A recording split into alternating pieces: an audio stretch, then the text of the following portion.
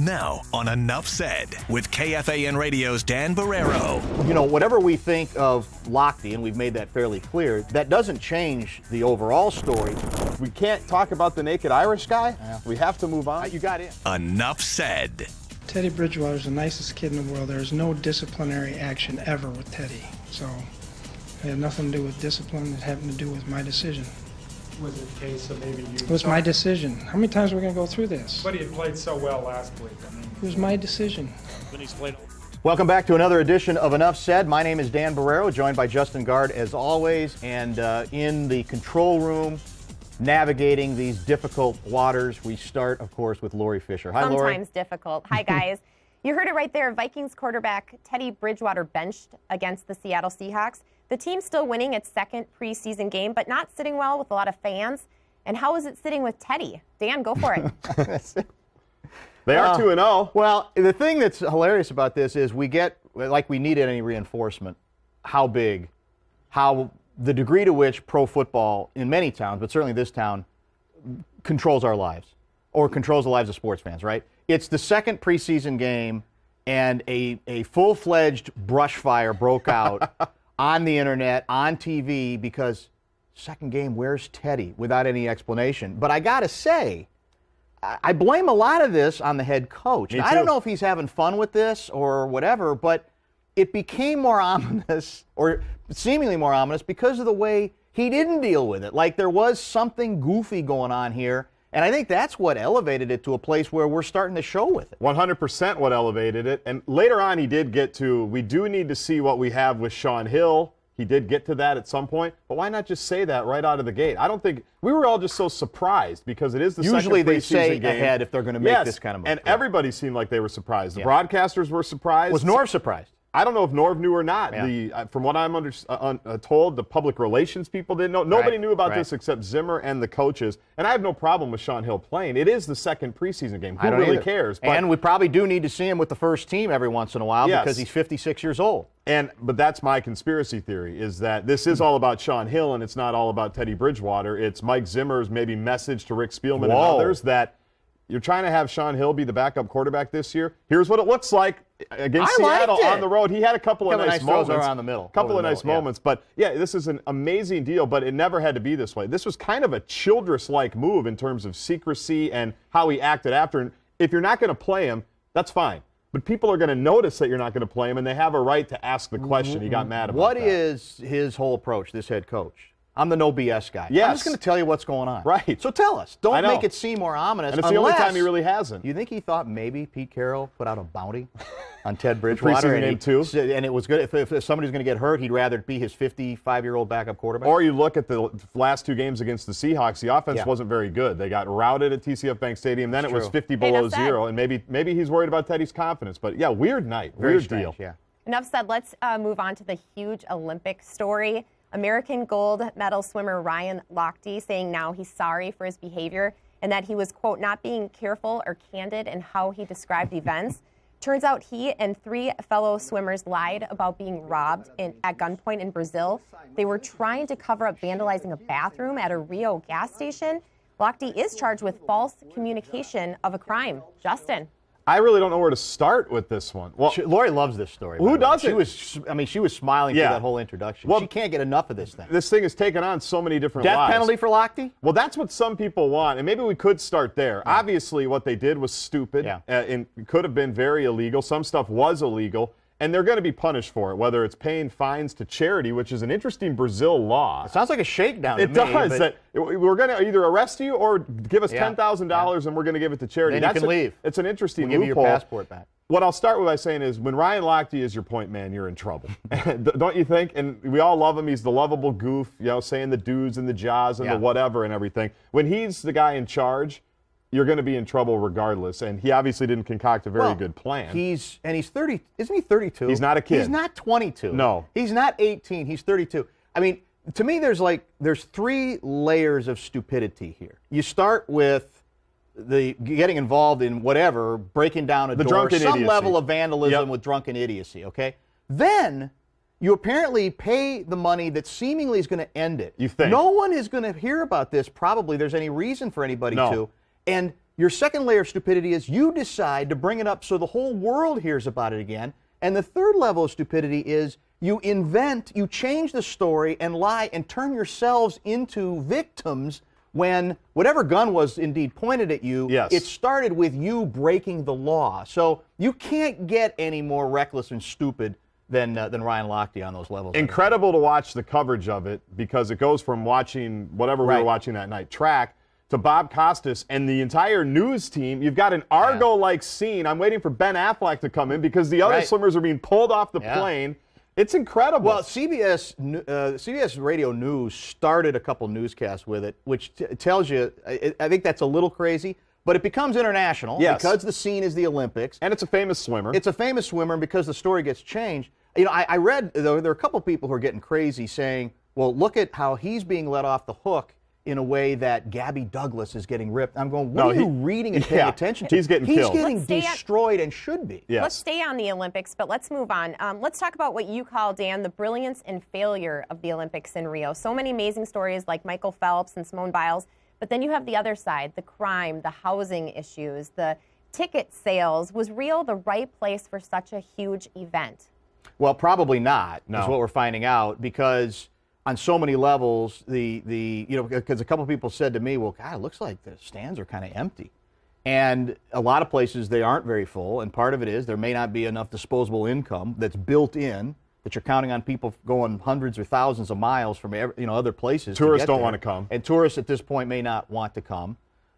You know, whatever we think of Lochte, and we've made that fairly clear, that doesn't change the overall story, which was, from people on the ground there, the level of tension regarding robbery and where you go, et cetera, was palpable and inexcusable, and another reason probably that no matter how pretty it looked from the outside on the cameras, the event should not have taken place there in the first place. I'm enough of a romantic. You know me. Yes. I've always known as an incurable romantic. Yes, you are. That I still, though, I cling to what I love about the other side of the Olympics, which has been the performances. And let's face it, you need stars to really headline your story and run this thing in a place where people are interested. And we've had some incredible performances by the stars. And I'm a bats and balls guy. I love the major sports. But part of the reason I like the Olympics is it is about sports we don't generally pay that much attention to. And I've loved those storylines, and that's why I'd hate to see it go away. Yeah. But I don't want to be selfish about it and say it should be put in a place where it's obviously not prepared, and there's all kinds of crime issues, social disorder, and not to mention inequity when it comes to inequality when it comes to money. And corruption with the IOC generally. That's the other thing. You love that. That was my favorite story of the week. The Irish guy naked in his hotel room scalping tickets. We can't talk about the naked Irish guy. Yeah. We have to move on. You got in. On it was that, good. we have to move on. Yes. Okay. Daytime talk show host Ellen DeGeneres taking some heat for a social media post when it comes to the Olympics. Take a look at this tweet. The show's official account tweeting a doctored image of Ellen riding the back of Olympic gold medalist Usain Bolt. The caption, "This is how I'm running errands from now on," but some people saying it was racist. Ellen says, you can see that, "I am highly aware of the racism that exists in our country. It is the furthest thing from who I am." Dan? I think it's preposterous. Yes. I think this is a case where, in the name of not forgetting history and the degree to which African Americans have been discriminated against and came here as slaves, and internationally many racial issues as well, that we become prisoners to that past. And we can't consider the possibility that the only way we get out of that past to a certain extent is to look at that particular tweet and that photo and say what that was about was an homage to Bolt's speed and his brilliance being fast. It is no deeper than that. And if we can never see it at that level, if it has to be deeper, we're doomed. I really think that we're Stuff done. like this takes away from stuff that's actually racist and actually probably 100%. eliminates people that might be willing to come into reasonable discussions about race and about inequity and all whatever it is. Does it matter to you? The other thing I've heard from people is, hey, it's Ellen. I mean, of all people, she would not. Should her past matter in terms of how we look at this? Well, it should, but it shouldn't. And I talked about that on the radio this week, is that this is so ridiculous that whoever said it, the past shouldn't matter. But you should take a look at Ellen a little bit, not just what she's gone through in her personal life, but her past performances of what her show's about, her message of inclusiveness, all of that stuff. The fact that she's had Usain Bolt on the show a couple of times and done bits and stunts and everything. In this case, it probably you should factor it in, but it's so ridiculous that I don't even think you need to. You can if you want to, but I don't think you need to factor in the Ellen factor because it's so stupid. And the sad reality is every time this reaction takes place, I think it's less likely. Well, she probably will not go down that road again. And it's funny. And it's making it go. They said a salute. Sometimes, in the heat of debate and speaking on a multitude of issues, you don't choose the right words or you say the wrong thing. I have done that.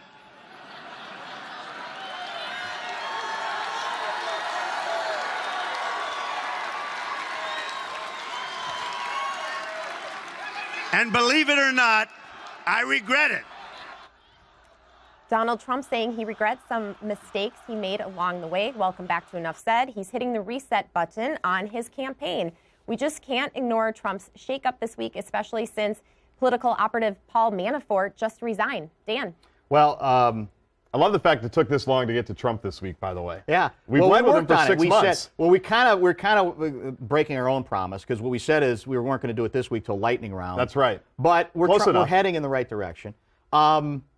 The reset, yet another reset. Well, there was actually, and this is a first, whether it's phony or not, a moment from what we just captured in that tape of potential humility. I mean, that is unprecedented and historic.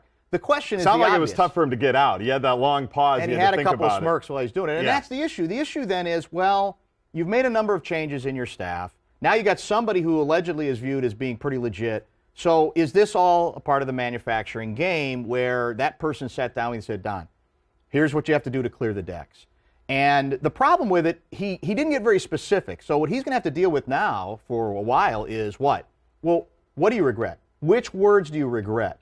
Which time that you savaged an entire race or you savaged an entire ethnic group, etc. Or encouraged espionage. Right, exactly. Yeah. Which of those? And the test is going to be whether I can't remember the name of the woman who's now, I think, a big shot in the campaign, was able to convince him that you can't, if you blow then and you revert, then this is going to be quickly forgotten and it's not going to matter, right? That's going to be the test, is in the details, and as he gets pressed, as he goes forward, how he handles that part of it. Because if he doesn't handle it any better than he's handling anything else, it ain't going to matter. Well, that's why I'm confused, though, because he himself says, I'm hitting the reset button, and he himself says, I regret a lot of things, and maybe I'll try to change. People, the great political minds I know have said that reshuffling the deck and moving the campaign around a little bit, Breitbart guy might encourage him to be the very same Donald Trump that he's been all along, and maybe even more explosive. So I heard this week, well, now Trump's kind of unleashed because he's got this guy and he's going to be more Trump than Trump. So I'm confused. It's a good point, because the day or the 2 days before, that's what Trump said. Basically was, hey, I'm going for it at this point. So again, something changes. So what do you believe? The only thing he's got going for him is our memories are short. Yeah. And there's still many months until this election, until we actually hit election day. So it could change like 52 times. Let's go to local politics. Ilhan Omar is running for Minnesota House District 60B. She addressed allegations this week that she was married to multiple men, including her brother. Omar clarified that she is married in her faith tradition to the father of her children, but legally still married to a British citizen. A lot of questions and reaction surrounding the story. Dan. Well, the story is kind of hard to follow, first of all, and it's a little complicated. And I would say that, God, the biggest concern I have is you should be allowed to ask questions and push back without the immediate assumption being the only reason you're pushing back exactly is that a Somali is going to be involved. And that this has been a great feel-good story of somebody coming from another part of the world and getting in the trenches politically and saying, I'm going to do it the American way, which is I'm going to get elected. I'm going to work, and create, sort of establish a constituency and do that. But you should be able to push back. And on the issue of, whether she's married to two people or not, I generally don't care about that. But we do have laws in this country pertaining to that issue above and beyond whatever faith rules might be in place. And I think to a certain extent, the original reaction from her camp was wrong because it was the old, what are you doing here? What are you trying to say? Yes, immediately. Getting defensive as opposed to, all right, we'll try to clarify this thing. We're not sure why it's relevant, but we'll try to clarify it. That was not the approach that was taken. And a lot of that had to do with the original blogger or website that started to ask questions, right? Very right-wing, very explosive. Powerline, I believe. Possibly racist from time to time. So they had an easy out that way. But you're right, going back to the Zimmer discussion, when you are a little bit evasive right out of the gate, and you do take a couple of days, and you immediately try to dismiss it and say, why are we talking about it? And mention, why are you even asking this? What's the real reason? People are going to start asking questions, and you are going to look at it and say, well, why was a faith-based marriage good enough the first time around but not the second time around? And then there's this marriage license, where's the other marriage license, and how does the divorce work? There's a lot we don't understand about the culture, obviously. Absolutely. But I think those questions are fair, and it all breeds skepticism. Well, now that's not the same thing as saying every person who comes here from Somalia should go back. Because the sad reality is that's where some people take this. Yeah. They go, see, another reason. Why are they even here? Which has got nothing to do with this story. Let's stay specific and have the questions answered. And some of them are, like you said, we're back to the cliche that often the cover-up ends up being worse than the original story itself. Well, what are you doing with this story? You're playing fast and loose. Is this the person you're presenting as your husband? Well, just because you say that doesn't necessarily mean it's true. If indeed this does not follow U.S. law.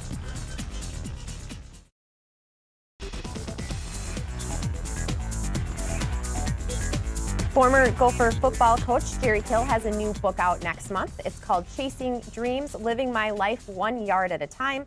He resigned from the U last October because of health concerns. Justin, you got a chance to review the book. Fill us in. I have. I've read a couple of chapters. What's getting the biggest headlines... Let's get some juicy stuff. Well, the biggest headline is him saying if the Norwood Teague scandal never happened, I would probably be the football coach still, because after Norwood resigned, he felt like he took on a lot more responsibilities. He felt like he added to because he his felt burden. like he needed to. There was a lot of stuff that Jerry felt like he needed to do to get things done. I don't believe it. He would do that. That's him, isn't it? That's exactly why I don't believe it, because Jerry Kill knows one way how to work, and he's said that over and over and over again. When things aren't going well, or when he wants to take good and make it great, it's work harder, work longer, work smarter, work more. And that really, as he admits in the book, led to his downfall. Yeah. For all the good work he had done dealing with his epilepsy and being on a better diet, getting more rest, sleeping more, all of that stuff, he started to get away from that again, and we saw what ended up happening. The most interesting part for me to read was he took you pretty deep into the final days as head coach. When he started thinking about it. The process. He thought he could give it one more shot leading up to the bye week, leading up to the Michigan game, and got on that practice field and just said, I'm done, and basically decided right there. Will you help me, because I have not had a chance to look, because I've been out a few days, but apparently there's an anecdote or two about how he doesn't have a parking place, or he didn't have a parking place at practice. Yes. Okay. That sounds cool, and it sounds like this is absurd. But in all honesty, does he talk about how, I got to believe, that could be addressed? Did he ever actually go into somebody and say, they talked about it a lot. Let's end this, and it's as an open question when you're the head football coach, even at a university where the commitment has been questioned. Yeah. I got to believe that's a hurdle that if you really want to clear it, it can be cleared, no? You'd be surprised about the parking at the University of Minnesota. I assume it was brought up because he brought up everything over and over and over again. The U of M doesn't control their own parking. That's just another one of the great deals that they've gotten into over the years. They may control more lots now. They've got a lot of issues there. No, but getting parking tickets. But it also speaks to the bigger problem is that historically, athletics, particularly football maybe, and the school and the university and the stuff around it have not always been in sync. I hope he doesn't play the martyr card about the way the U didn't, in his mind, do enough to try to keep him in this other role, because I've never bought that approach. I've never understood why he takes that approach. Haven't gotten to that point if he brought it up. It was unnatural, and it was never going to work. And I thought he tried behind the scenes with Sid and a couple of people too hard to act on one hand, I'm fine, and then still stick the needle in a little bit about how he didn't believe they created a position that that would have allowed him to stay and be some kind of a liaison. That never worked. No, it was never going to work. He is good at playing martyr and the other thing at the same, and he does that. Not necessarily in that. I can't speak to that. I haven't read that part, but he's good at doing that. We have to move on, guys. Lori's going to get bitter here. Yeah, I'm not bitter. It's a jam-packed show. We have so much to get to. Let's go to the lightning lightning round. Should we go an hour? First up, a car show set for this weekend at a cemetery or near a cemetery in Roseville has been canceled. There were complaints about the location in the flyer that said rods and stones. Dan. Well, I don't want to laugh. I mean, everybody has strong feelings about, the relatives that are buried in various locations. Yeah. But I guess I'm confused because most cemeteries have roads where cars run by them very close in a lot of cases. Not hot rods, though. No, I guess, but is that an important distinction? Maybe they shouldn't have used a clever line in the flyer. I'm having a hard time getting all that worked up over this. I would say let's just leave cemeteries alone. Well, but you are. It's not like they're running over. They're not running over stones, are they? I know, but it's still a place for All right, the Minnesota State Fair announces new safety changes this week, including bag checks at all entry gates. Surprised, Justin? No, I'm not. We've talked about this a lot. It's a checkpoint society now, right? Given all the different trouble that you can find basically anywhere you go. I like it. I know it's going to be a pain for some people. I know it's going to be an adjustment. But you're going to like it now, in theory, and then you're going to get there, and there's going to be a 2-hour wait. No. And then you're going to be among the whiners. No, I'm not going to be. Give me a break. What are you going to find? Because I'm not going to bring a bag, so it's not going to have Doesn't to be matter. searched. You still got to be in line. But there's the bag line, the Are no you bag sure? line. Yes, I read the regulations very quickly. There was a questionable logo out there for the Iowa State Fair. Turns out it wasn't the real deal. What did it look like? I have decided not to show it. Why? You're going to have to Google that. Come on. Do people believe just everything they see on social media? This one goes to you, Dan. Well, I think they want to in this case because it's Iowa. And there's this, we kind of like mocking Iowa almost as much as some of us, not you, because I know you got Iowa ties. That's where my family's from, but as much as we do Wisconsinites here in Minnesota, because we're better than both states, as you know. That's what we think. And we like to think that. And so I think we want to believe that nobody would have gotten down a meeting and say, wait a minute, this is our logo? Are you kidding me? We're going to be the laughing stock of the nation. I think we should put it on the screen. I think we probably should in post-production. Yeah, I mean, because people are going to be curious. Or at least from the Enough Said Fox 9 Twitter account. Maybe that's not one of ours, but we'll do one of the other Maybe Enough Said Unplugged. Yes. Yeah. That goes on the YouTube channel. Shawnee Miller from the Bahamas takes a head dive, head dive, winning the gold medal. American Allison Felix losing by 0.7 seconds. Do you deem that cheating, Justin? I don't. I'm like one of the only people in the world that actually thought she was falling down because she was running too fast and had no choice. That's not what she's saying, is it? No, that's not what she's saying. First of all, the dive does not make you go faster, and every single track coach that I talked to this week says you're never going to dive because it slows you down. So why did it work?